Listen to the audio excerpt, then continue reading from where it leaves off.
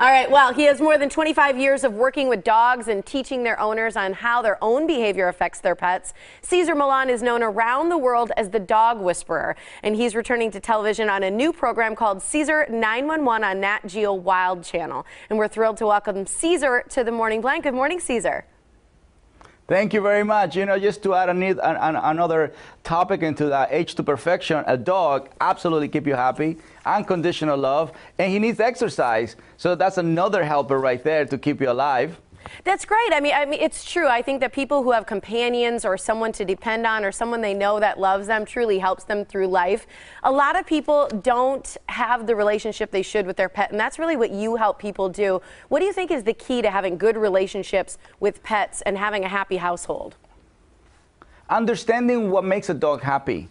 You know, in Cesar 911, which is a show not actually where the owner of a dog calls me, is actually neighbors and family members who are fed up with the behavior of a dog. You know, so many people are terrified of living in this neighborhood with this, what they call an aggressive dog. Obviously, when we come, you know, we call these people the whistleblower. So the whistleblower brings me to the situation, and when we come, the owners of the dog don't know I'm coming. So some people feel embarrassed, some people feel angry, some people feel betrayed by this, but then the whole point is these people are concerned about the dog behavior. The worst part about it is these people who own the dogs don't think they have a problem, right? And so how the dog end up in that situation in the first place, right? So most people, what they miss is exercise.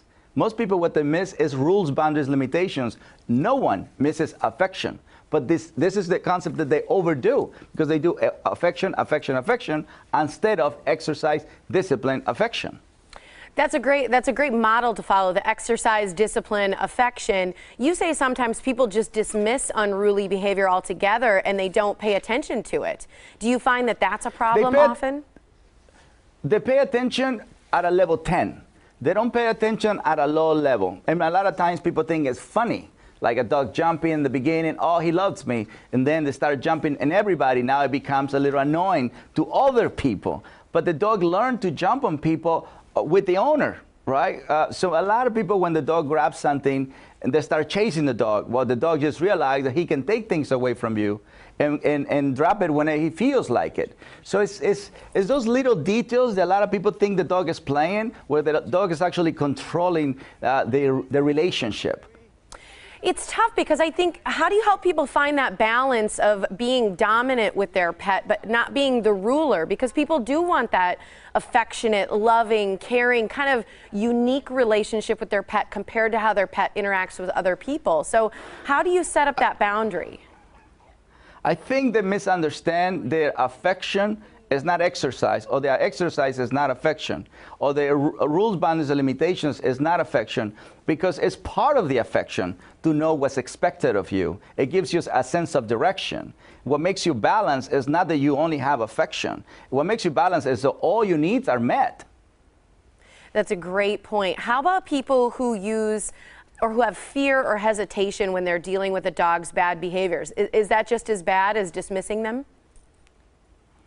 Well, hesitation is, let's put it from a dog perspective. So when you hesitate, the dog feels that you can't take this leader position. See, we don't want our leaders to hesitate.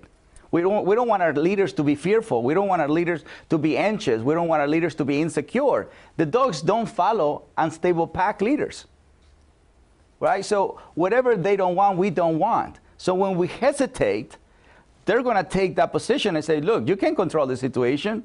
I'm going to take over. Do you always have to be a pack leader? I know you use that term a lot. Do you have to be it with any type of dog? What about like a Chihuahua who's just super spoiled? They're all dogs. And not because he's smaller, he's less than a Rottweiler. Most dogs, most little dogs, by the way, in dog parks, trigger a fight.